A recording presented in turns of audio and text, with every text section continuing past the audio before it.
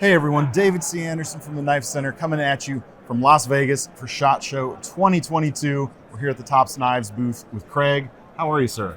Doing well, man. It's good to see you. Oh, it's so good to see you guys again. Definitely. And it's so good to see some cool new prototypes from Tops as well.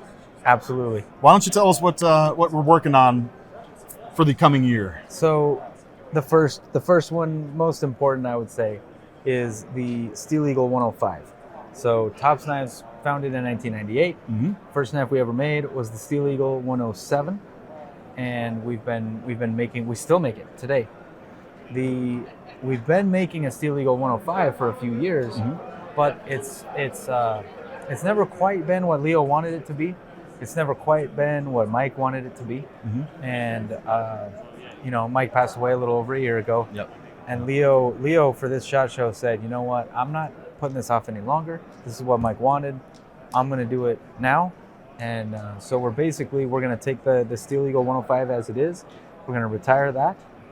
There's nothing wrong with that knife, but it's just not quite... wasn't the vision that you wanted. Exactly. It's not quite what we wanted it to be. So what Leo did is basically we took the 107 handle and made it, just kept the exact same handle.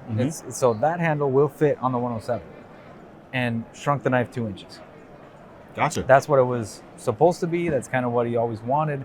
That basically a small tank of a knife. And it is that. It is that. It is that. Yeah. And so it's the same thickness, it's the same steel, it's the same materials as the 1095. original. Correct. Yep. Yeah, 1095 black linen micarta, 1/4 inch thick. It's the same materials, the same idea as the 107, the original. Right. And 5 inches instead of 7. Right. So what's interesting is the 107, we don't currently make it without saw teeth. But with this, we're going to release it in the Tanto and the Hunter Point with and without saw teeth. So 4 different variations Correct. Between the two. Correct. And I think that by doing that, it just makes sense that we'll add that 107 Tanto point without that saw teeth. I don't know why we don't do it anyway. So, Right. So that should be out as well. Well, people get all the flavors. If they want to take it out as like a woods knife and they want to do like the batoning thing, you don't have those saw teeth to kind of get in the way and tear up your baton. That's cool. That's really neat. Yes. I like that you're taking that, using his vision and bringing that. Yeah, I don't know how to describe it. It's just a cool story, cool tribute, cool honor. We miss Mike. He was he was Tops. Yeah. And so Leo's doing the best that he can to keep the company moving, to keep it what it is. And this was kind of the best way that we could think of to honor Mike's legacy and come out with something that he would approve of. That's in awesome. particular. Very cool. That's special. Very cool. All right. Next up, I don't know if you guys know Leo very well, but he is a gun connoisseur. He likes his firearms quite a bit. And this next knife was designed with revolvers in mind. He kind of wanted to give it, he wanted it to look like a revolver, basically. Right. And so this is not necessarily the final version. It's kind of, it's more just for fun, some of the rail basically, and those kinds of things. It's not necessarily going to look like this when we finish, but we wanted to bring something that was just kind of like, just a little bit over the top, just a little bit, maybe fun. Well, it kind of really fits the personality of SHOT Show, especially with all the shooting aspect around here. Yeah, and if you look down that spine, that does actually look like the front sight on a pistol. Sure does. So so it's pretty cool, like the little details that we got in there. Yeah. But when you get past kind of the funny gun look of this knife, that handle is super comfortable. It is. Well, and speaking of the look, you got the brass there at the end as the lanyard hole. But yeah, it feels quite good. Yeah, the handle is great. The blade is, so it's a 1/4 inch thick, but that's a really high grind. Yeah. So you got a 1/4 inch thick blade that is really sharp, and that's pretty cool. So the final version will probably look a little bit different, but that knife is going to be awesome. Yeah, it's already really cool. I'm really excited about that thing. Man, take that out into the, if you want to take that out into like the Montana backwoods with a revolver and the big knife on your hip. Yep. don't worry about a bear. No worries at all or anything like that. Absolutely. Very Absolutely. cool. So that one's pretty cool. That'll be out hopefully sometime this year. Next up, this is called the Mpat. This was designed by a guy who is what is called a weapons WISO is what they call it for short. It's a weapons systems operator. Okay. Or I'm probably getting that acronym wrong, but it's close. Mm-hmm. And he flies in jets. He flies for the Air Force, and I believe that right now he's kind of he's doing some joint thing with the Navy. Okay. And basically, he wanted to have a knife on his vest in the plane that wouldn't be in the way of all of his gear, all the hoses, all the seatbelt, all the stuff that's there. And I mean, those cockpits are tight. Yeah. And so what he needed was something that would fit as close to his vest as possible, but be long enough to kind of do your whatever you might need. Say that you have to eject for some reason, that you've got a knife that you could use for self-defense and or survival, and just at least keep you alive. Oh yeah. Well, I mean, telling that story with this blade shape there, this really is kind of like a modern take on like that stacked leather pilot survival knife. I mean, it's got that. As soon as you start talking about that, that's all I could see in this blade. And that's I mean, clearly that's where he got where the inspiration is coming from. I mean, that's what he does for a living. Yeah. You know, and so the sheath on this, it has a beta loop. Yeah, it's that one right there.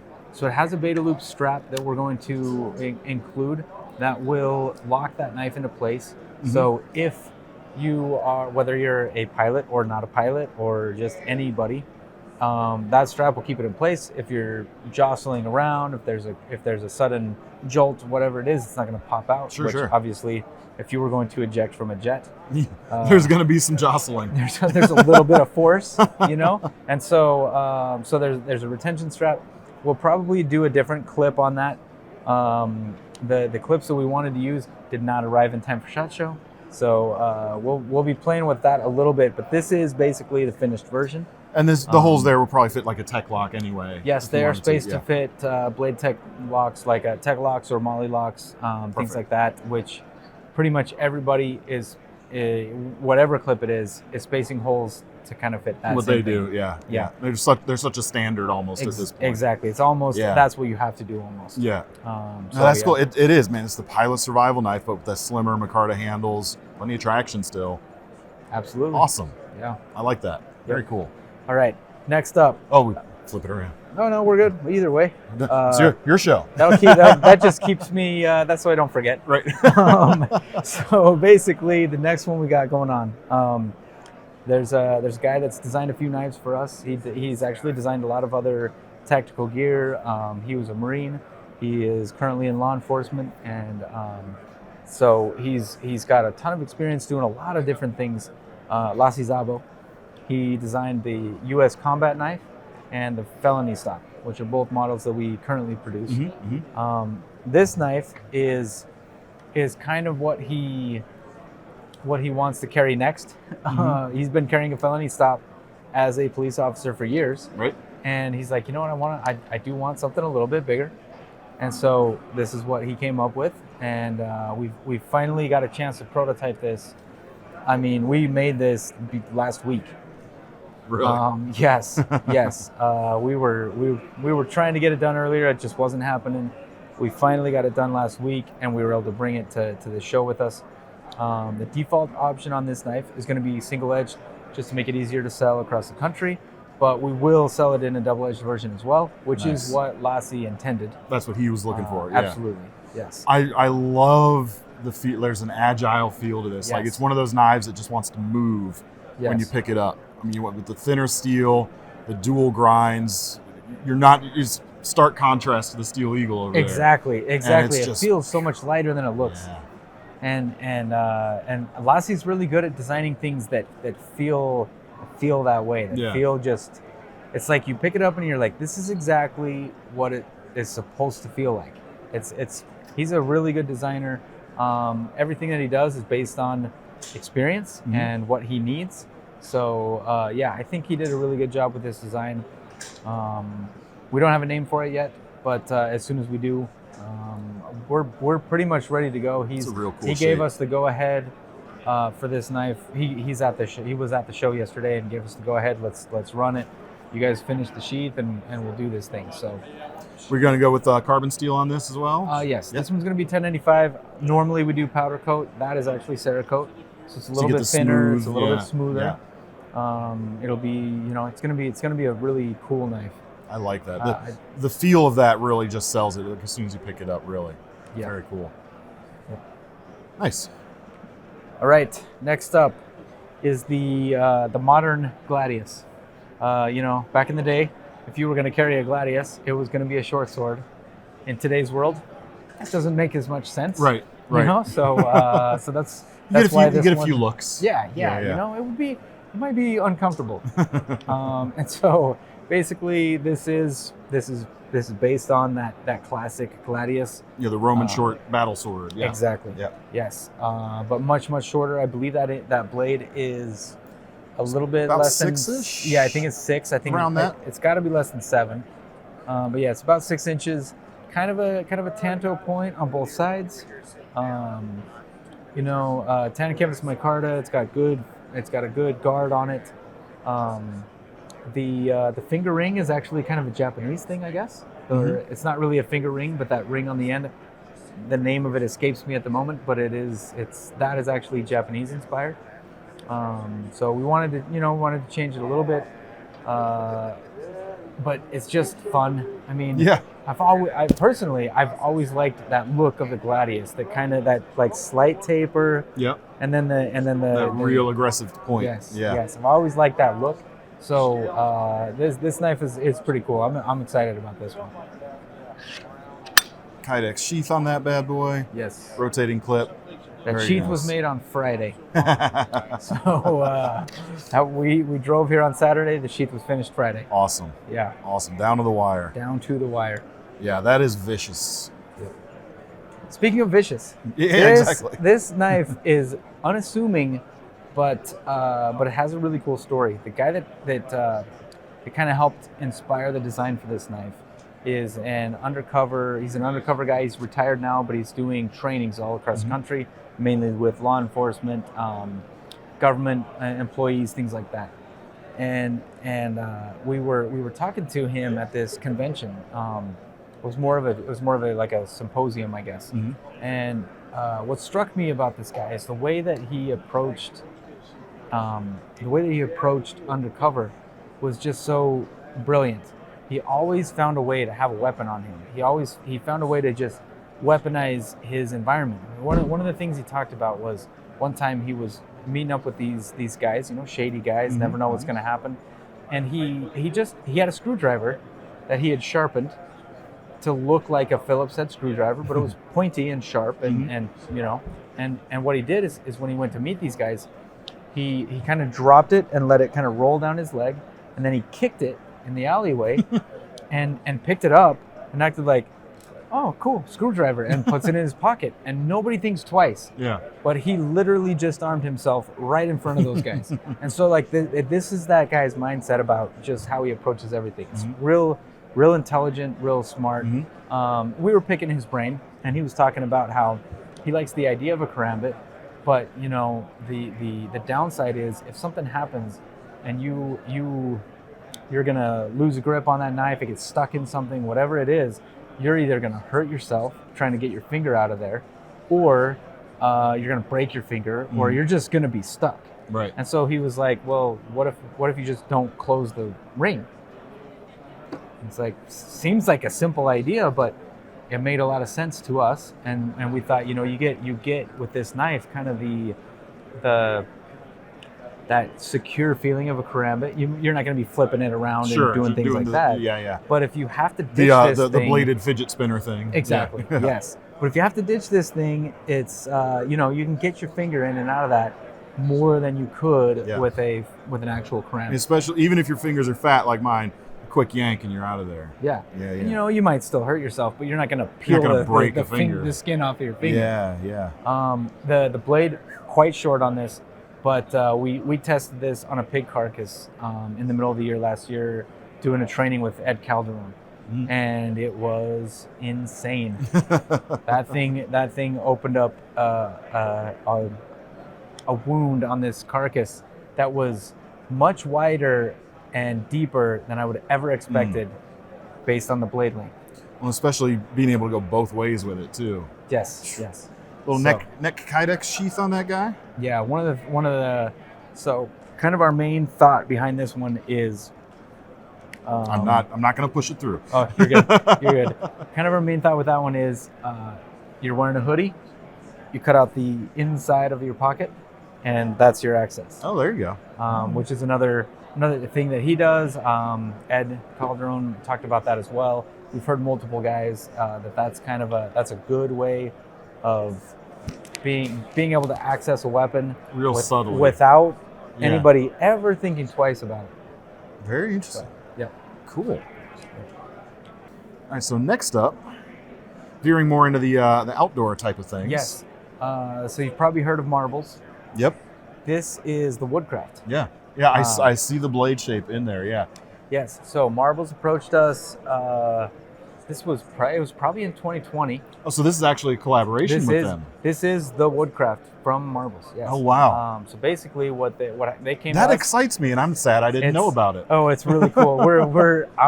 I'm. That's a big deal. I'm excited about this one. This is really cool. That's a big deal. The just this classic, like when I think of kind of like an old school classic hunting outdoors knife, this shape is kind of what comes to mind. Yeah.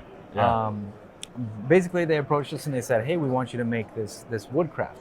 And so we're looking at some pictures and we're like, "Well, we don't really do bolsters. You don't really do the stacked leather. We don't do polished finishes for the most part." And they're like, "We know."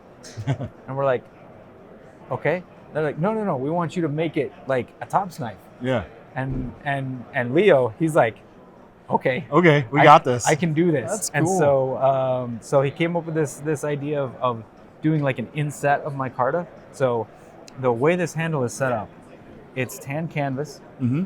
The black in the middle isn't completely all the way through the tan, so it's just inset into the tan. Like a shell almost. Yes. Yeah, and so there's this little, so it's tan on the sides, black in the middle, but underneath that black, there's a little bit of tan, and then another black liner, and it looks so good. Yeah. I really like that handle. It gives you that kind of fake bolster look. The blade classic, that it's woodcraft. The classic woodcraft. That's a woodcraft blade. Yeah. This particular version that we've got here has a midnight bronze Cerakote color on it. We've kind of been playing around with the finish a little bit. I think we're gonna land on that. It just looks so nice. Really good, and it really does. Like it looks like a tops knife. Like it's not, but it's the woodcraft. Man, yeah, it's cool. That is really cool. Yep. To see something classic like that updated while being like official. Yep. I don't know why I'm even air quoting official. It's actually official. Yes. I love it. That is a really cool thing for them to have come to you guys to do. And the grinds look super precise. Yeah, that's a winner in my book. Yep. I'm gonna own one of those for sure. That's I end up owning a lot of these, but that one I like a lot. That's a big deal. Yeah. Big deal. Leather sheath, probably. I'm assuming. Most likely, yes. Yeah. Yes. Nice. All right. Next up, so this one we've debuted in the past. The pandemic has been crazy. We haven't been able to get it released. It is the blades are in heat treat right now, so it is in the works. It is going to be coming very soon. It's called the Camp Creek Fire Edition. The original Camp Creek we've been making for maybe 4 years now, and basically Leo wanted something that was a little bit. I don't know.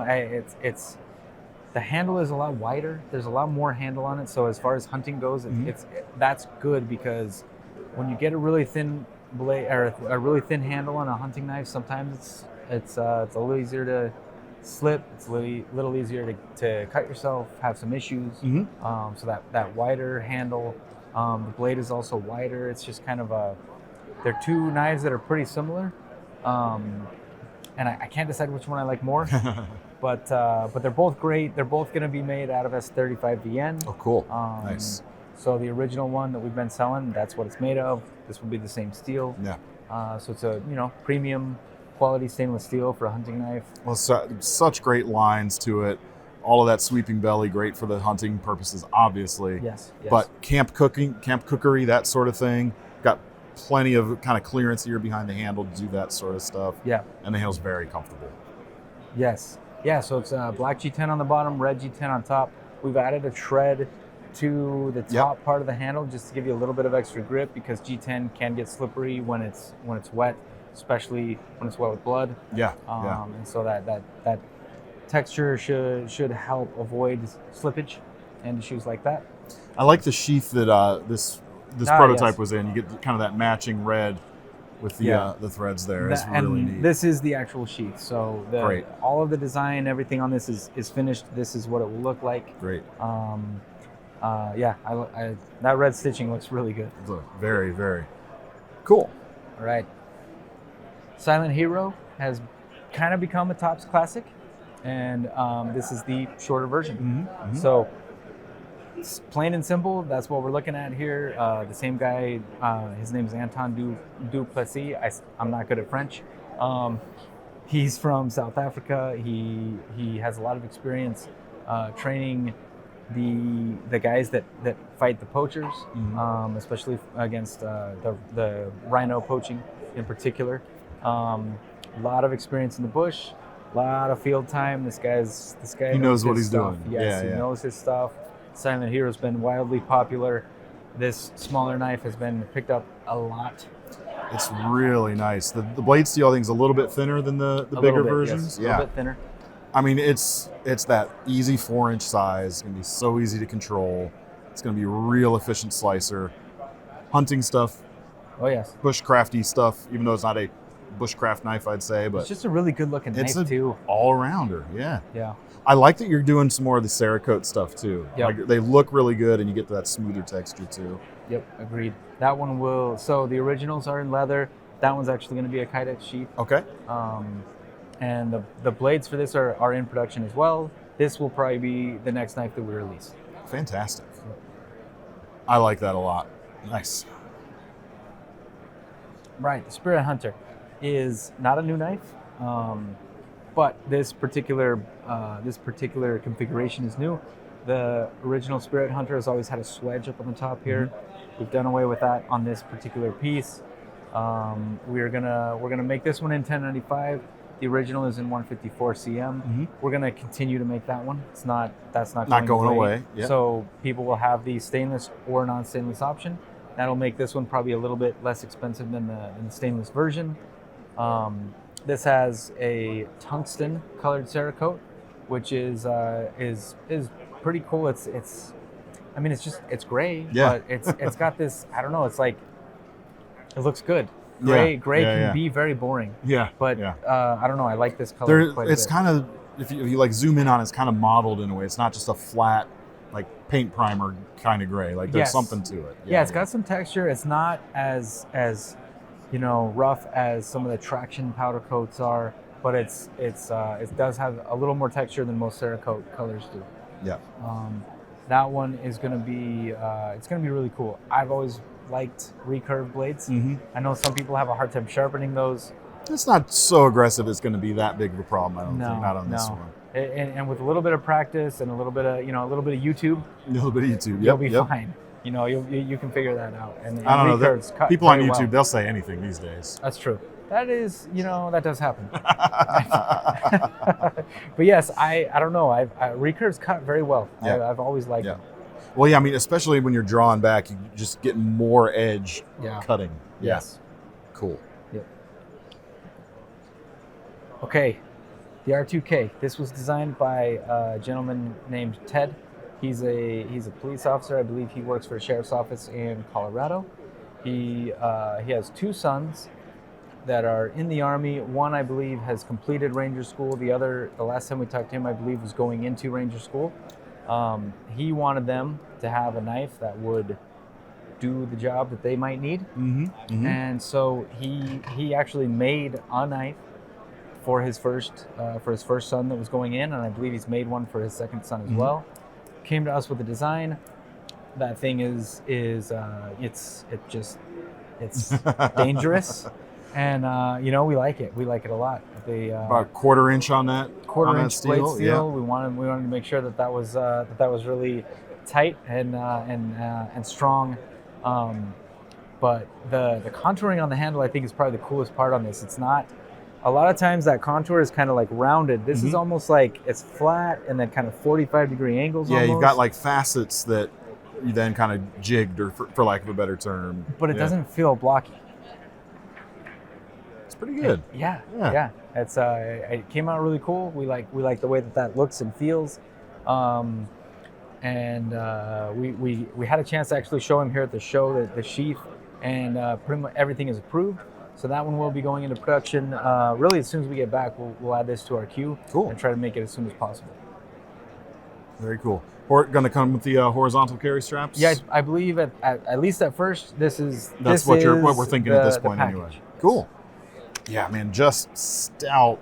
Yeah. Oh, yeah. I mean, that's the word for it. Like the thing about Wharncliffes is they're great for pulling cuts. They're great for that kind of thing.